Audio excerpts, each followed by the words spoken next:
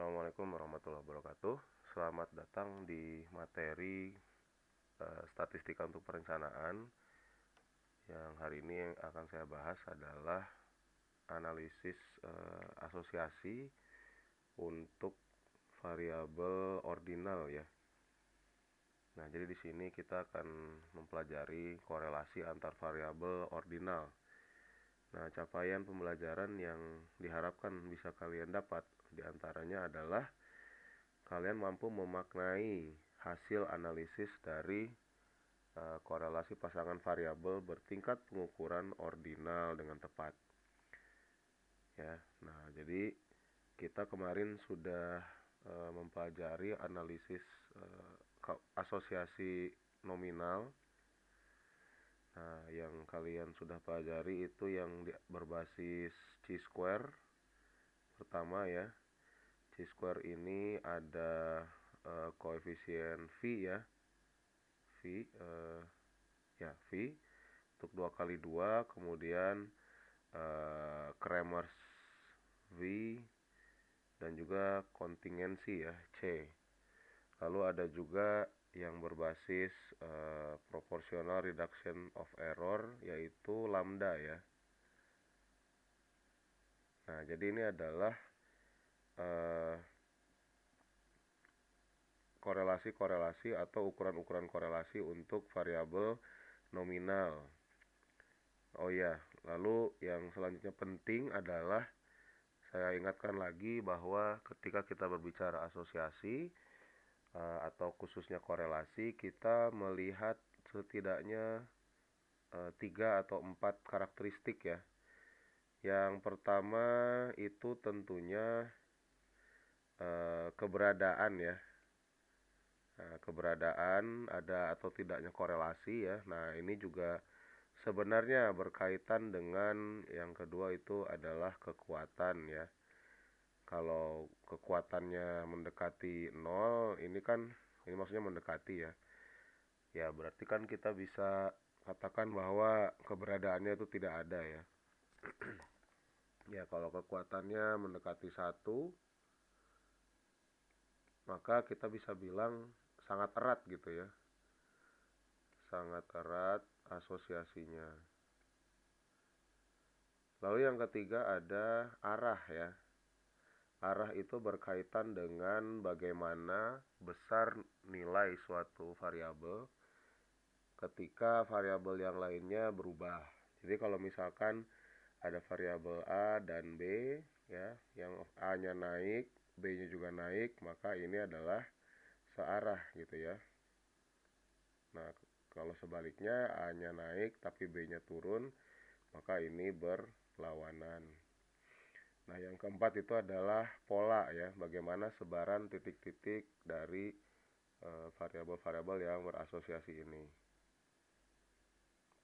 Oke, nah kita akan lanjutkan ya ke variabel ordinal. Nah, di sini keempat karakteristik tadi itu sangat berkaitan dengan jenis tingkat pengukuran variabelnya ya. Kalau nominal kemarin itu kita hanya bisa melihat ya keberadaan dan juga kekuatannya saja gitu kan. Nah, kalau ordinal, maka yang bisa dilihat adalah ini ditambah dengan arahnya. Kenapa? Karena variabel ordinal itu karakteristiknya memang punya tingkatan, kan? Maka kalau ada tingkatan kita bisa nilai mana yang paling tinggi, mana yang atau mana yang lebih tinggi, mana yang lebih rendah, sehingga kita bisa analisis arahnya di sini. Ya, nanti kita akan lihat bagaimana aplikasinya. Nah, ukuran-ukuran untuk menyatakan korelasi variabel ordinal itu ada di sini, diantaranya koefisien gamma yang dikembangkan oleh Goodman dan Kruskal ya, makanya disebut Goodman and Kruskal's gamma. Oke, kita masuk ya ke materi.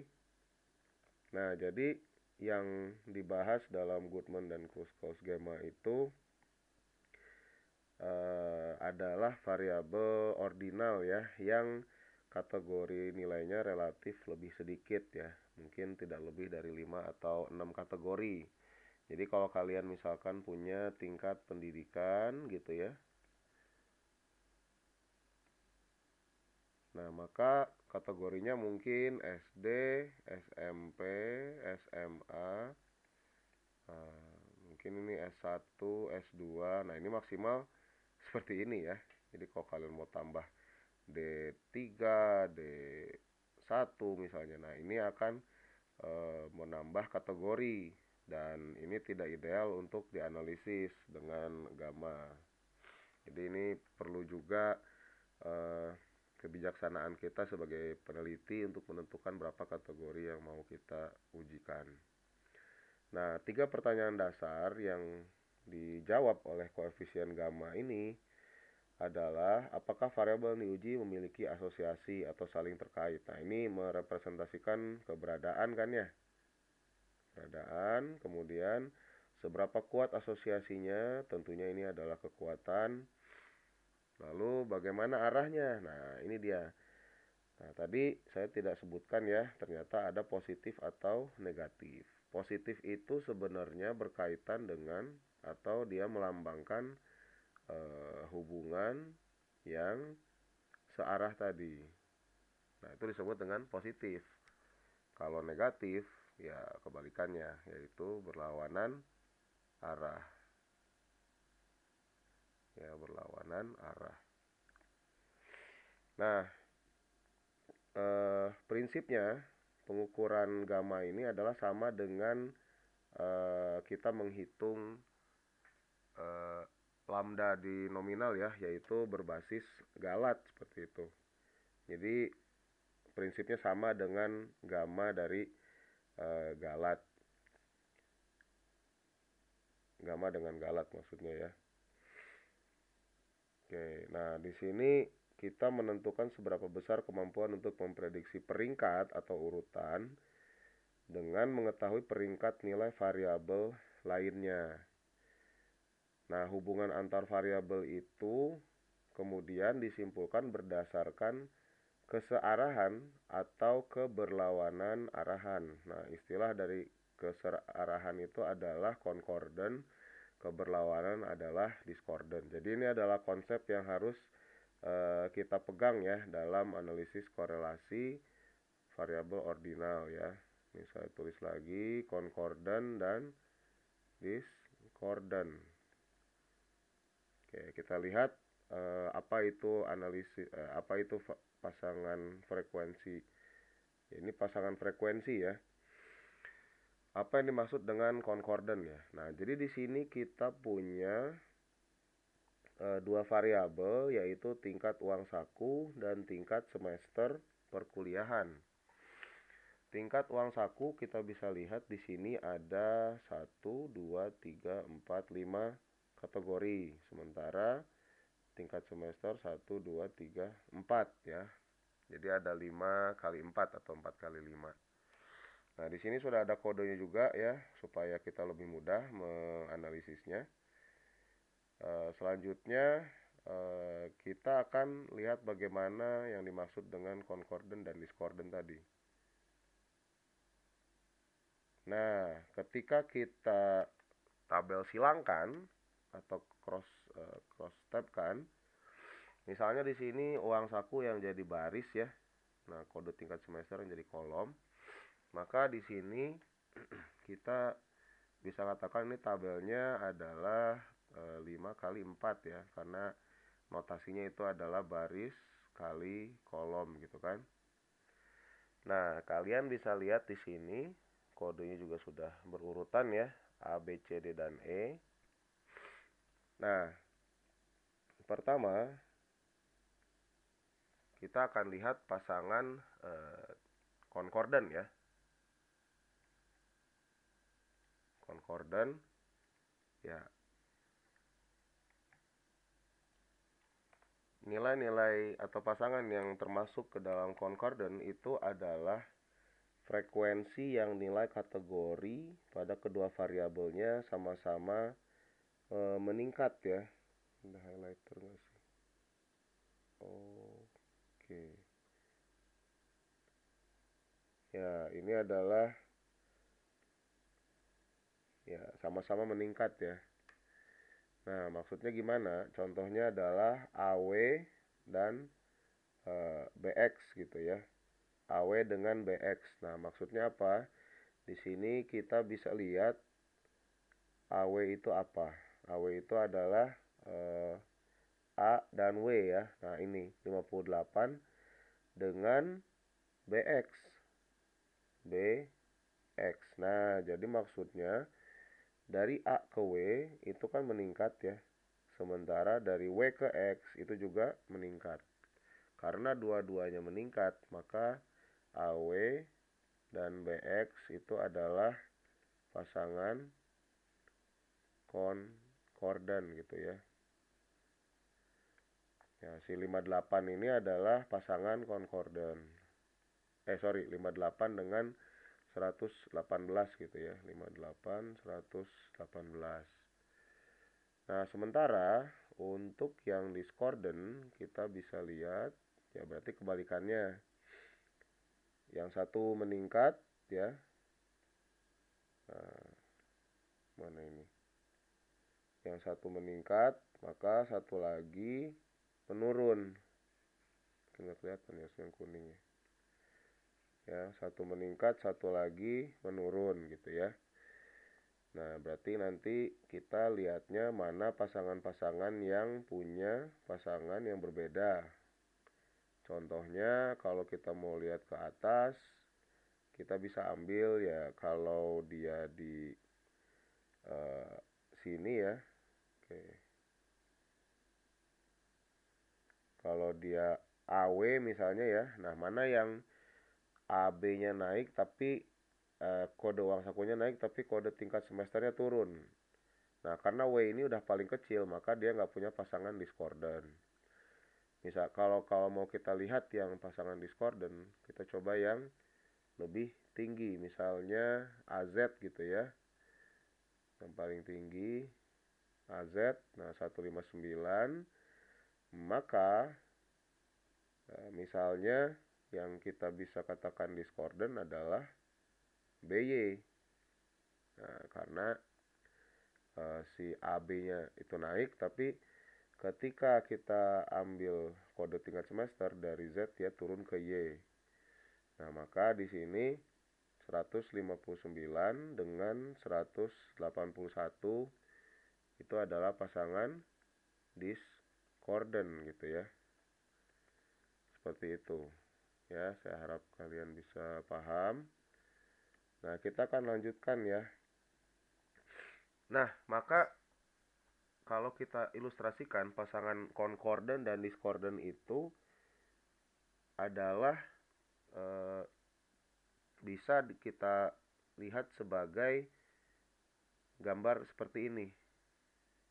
Jadi kalau misalkan saya buka lebih besar ya. Nah, ya ini tolong abaikan backgroundnya ya. Tapi yang jelas ini ada arsirannya.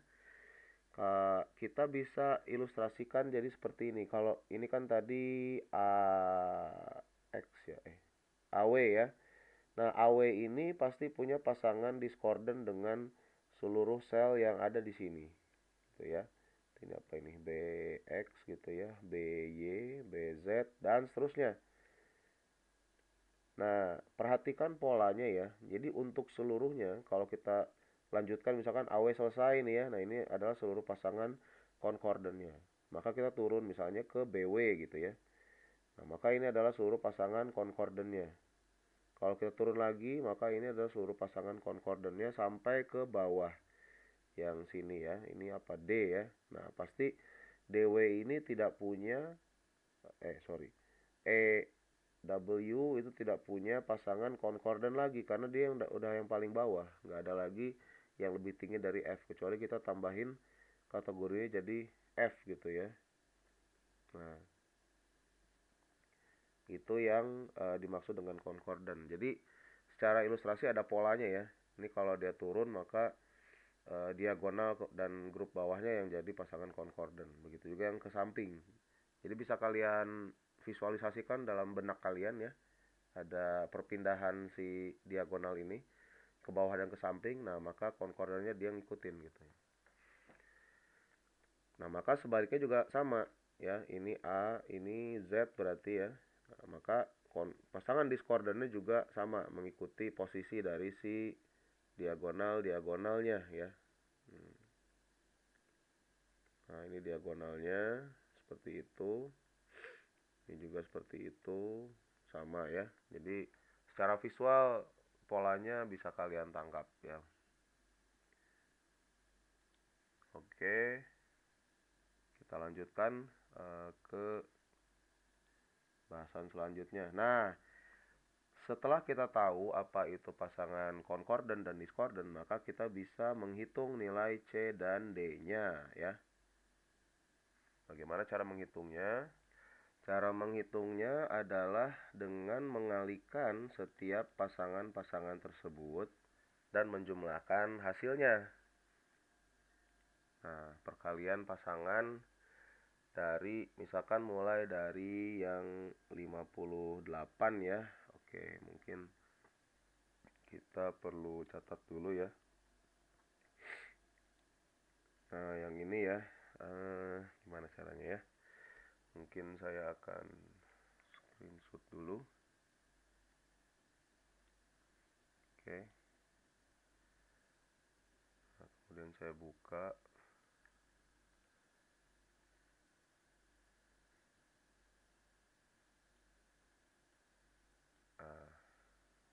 Oh, terlalu kecil ya. Nah, di sini kita bisa lihat. Nah, pertama 58 dengan 118 ya, yaitu adalah ini ya. Nah, itu kita kalikan, kemudian kita tambahkan dengan 58 kali 57. Nah, ini ya. 58 kali 19. Nah, jadi kalian bisa visualisasikan, oh ini maksudnya adalah, oh ini enggak, ini total ya. Ini perkalian antara si 58 ini dengan seluruh angka yang 58 dikali ya semua angka yang ada di sini, kemudian kita jumlahkan gitu ya. Nah, kalau kita tulis secara matematis, maka di sini kan sama saja 58 kali 118 ditambah 58, oke, kurung aja ya, kali 57 ditambah 58 dikali 19 dan seterusnya. Nah, itu kan sama dengan 58 kali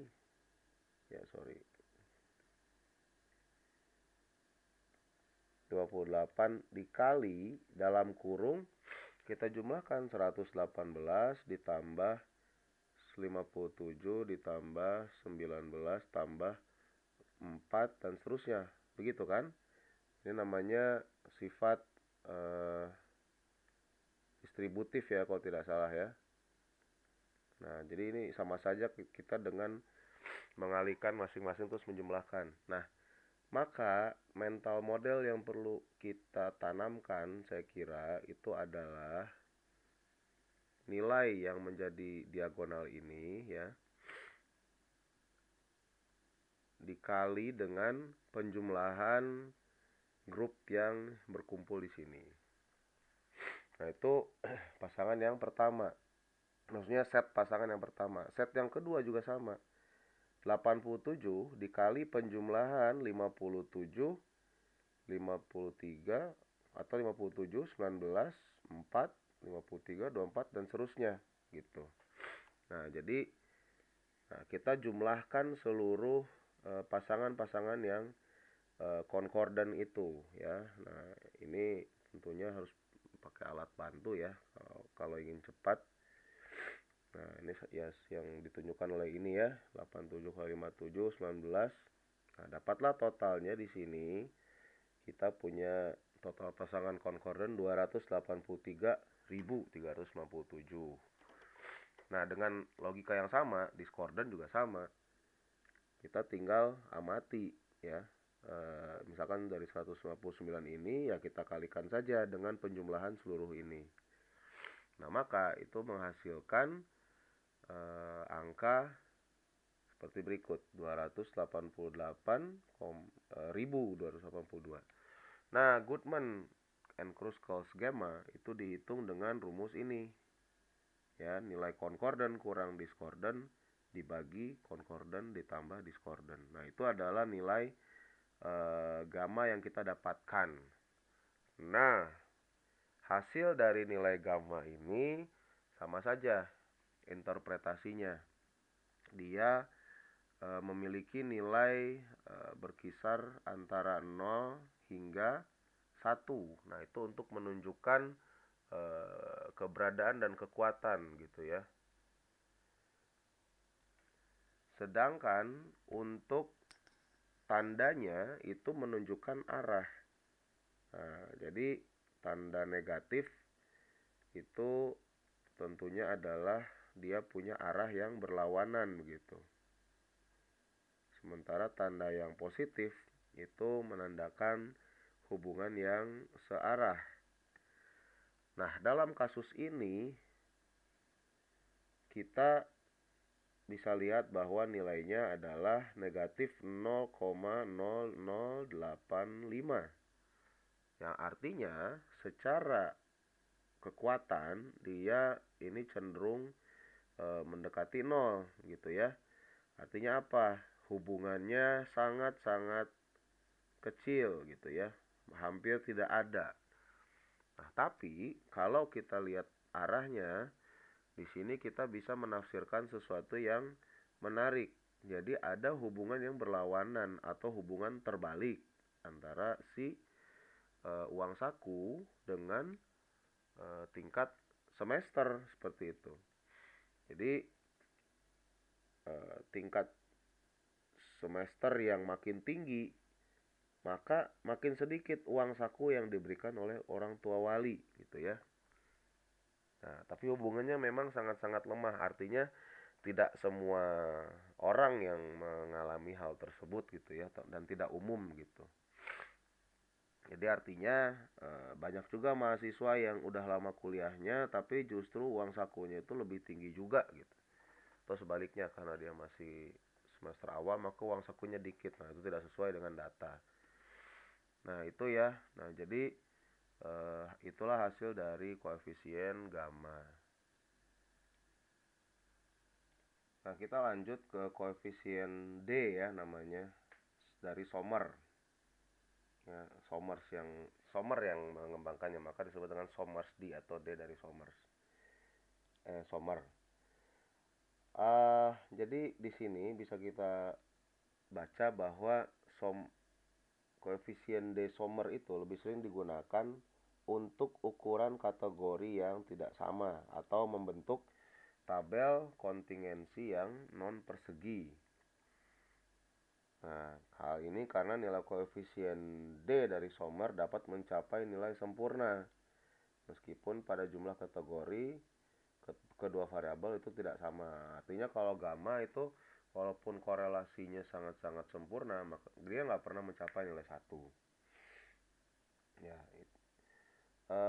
di sini ada tambahan konsep ya, selain dari concordance dan discordance tadi, ada juga namanya adalah pasangan frekuensi yang terikat atau tied ranks ya pada variabel independen. Nah, di sini maka kita sudah memperhatikan mana kasus yang kira-kira menjadi variabel independen atau variabel mana yang kira-kira menjadi variabel independen dan mana yang dependen.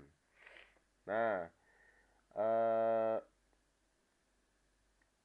walaupun di sini kita berbicara variabel dependen dan independen, kita tidak secara strict membicarakan kausalitas, teman-teman. Karena apa? Di sini walaupun ada hubungan dependen dan independen secara konsep, Tapi dalam data yang kita bahas, kita tidak bisa langsung mengatakan bahwa oh ya memang ada pengaruh gitu ya dari si variabel A terhadap variabel B. Kalau misalkan kalau ini artinya ada pengaruh dari variabel B terhadap variabel A gitu ya.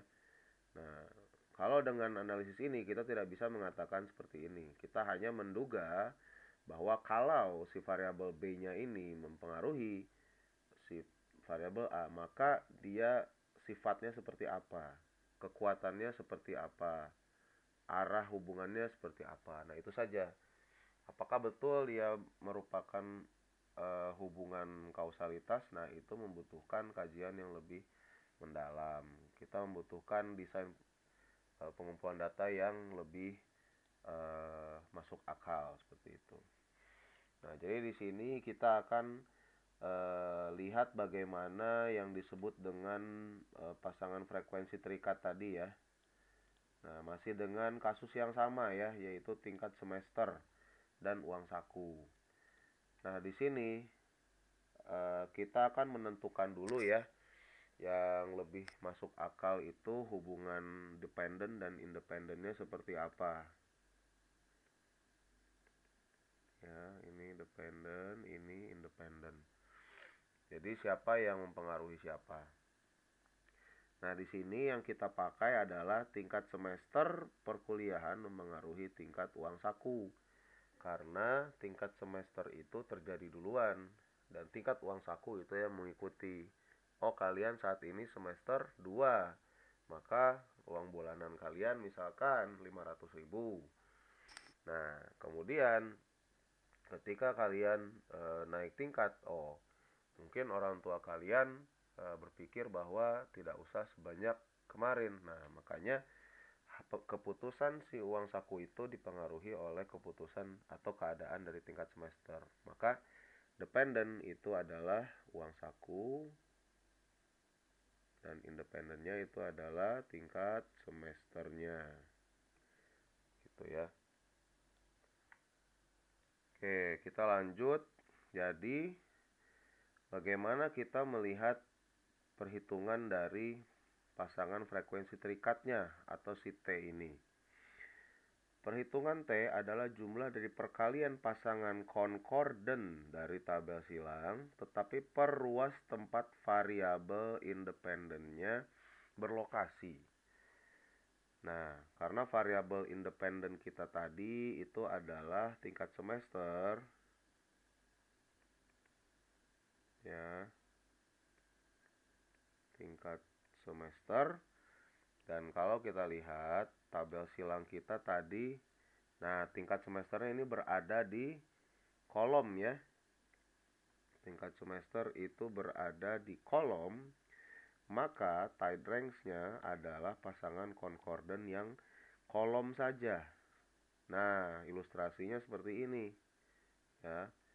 Nah, kalau tadi kita bisa ke kiri dan ke bawah, maka di sini tide range untuk kasus ini adalah misalkan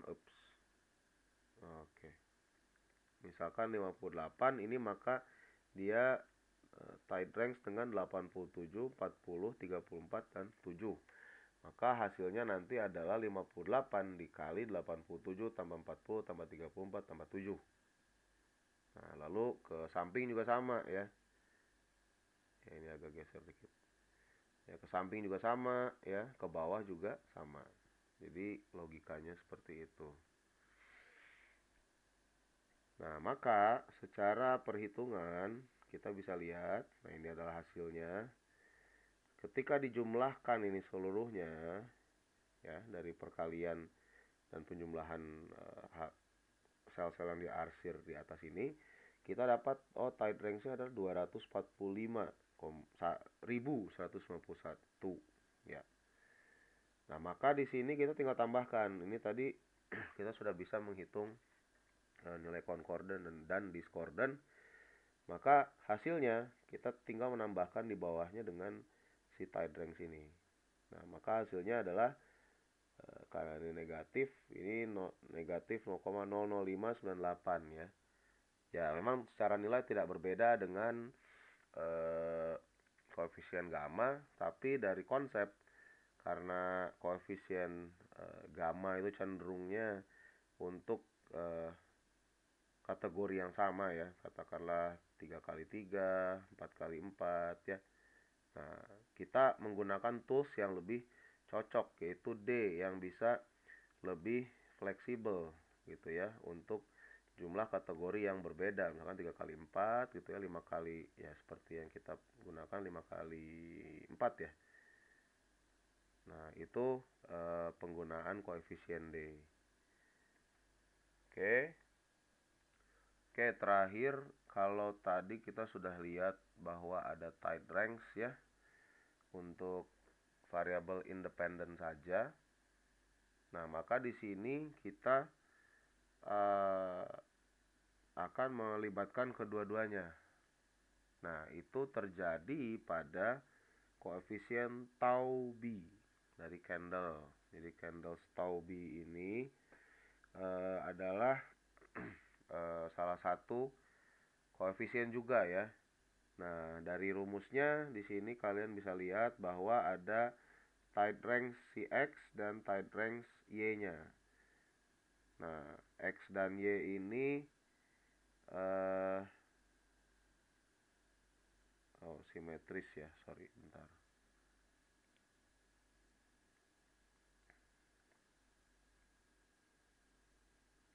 Nah, jadi maksudnya simetris itu manapun posisi variabel kita, variabel independen atau independen, maka dia tidak masalah ya. Ya memang karena dia langsung melihat dua-duanya gitu ya. Nah, maka di sini pekerjaan kita ketambahan satu. Setelah menghitung T yang tadi yang independen, katakanlah dia tadi di kalau di kolom berarti dia TY ya. Maka kita harus menghitung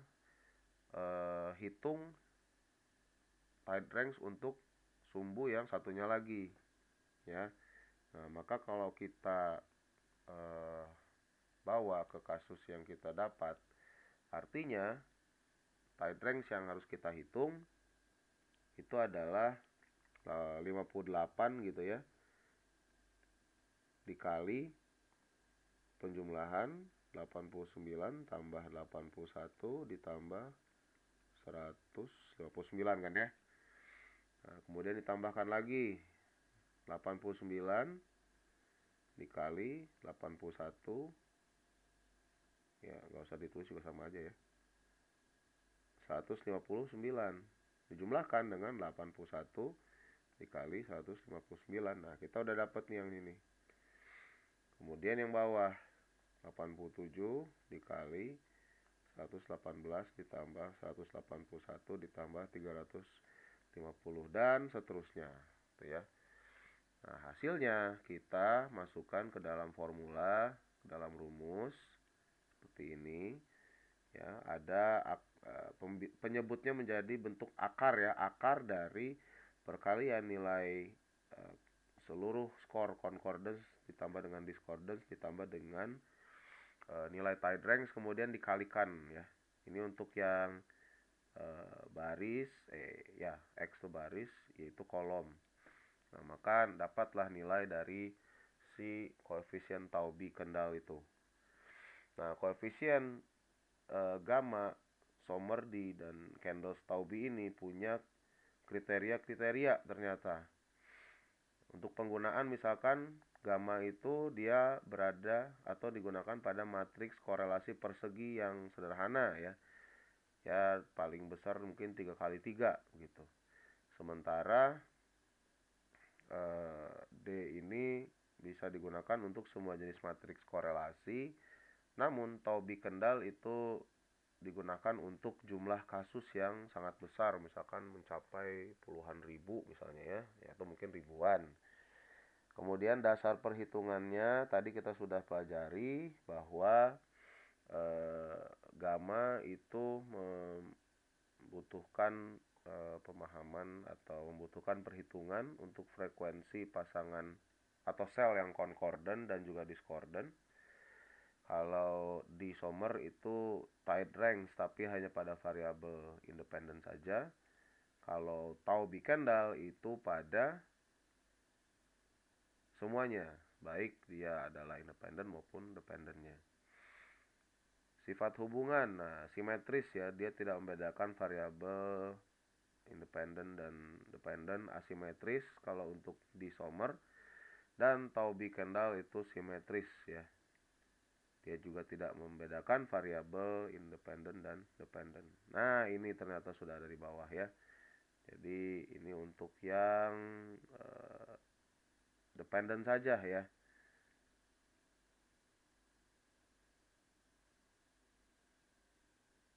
Oh, oke. Iya, ini ya. Oh, ini maksudnya X itu adalah independennya ya, bukan sumbu X mendatar ya. Ya, itu eh, disesuaikan saja. Konsistensi yang penting ya. Nah, ini adalah hasilnya begitu. Nah, penafsirannya tetap sama, saya tegaskan lagi, saya ulangi.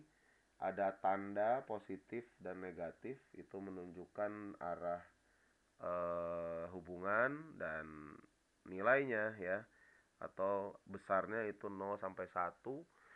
0 itu adalah tidak ada hubungan sama sekali, 1 itu hubungannya sangat kuat, seperti itu. Nah, maka di sini saya harapkan kalian bisa mengerjakan soal evaluasi berikut ya. Soal evaluasi sebenarnya ini penomorannya sepertinya ada kesalahan, bukan sepertinya ya. Memang ada kesalahan. Ya, ternyata yang salah itu di ini ya, di apa namanya? Di bab-bab berikutnya ya. Ini masih benar 12 ya. Untuk 11 itu harusnya eh oh, iya benar. Ini yang salah ya. Ini harusnya adalah 19 ya. Mungkin di saat kalian mengerjakan ini sudah berubah, mudah-mudahan ya. Nah, jadi yang pasti soal evaluasinya memang ada kesalahan ya. Oke, sekian untuk materi tentang eh, koefisien variabel ordinal, yaitu gamma, Somersby dan Kendall-Stauby. Saya harapkan kalian bisa memahaminya dan mengerjakan soalnya dengan baik. Terima kasih. Assalamualaikum warahmatullahi wabarakatuh.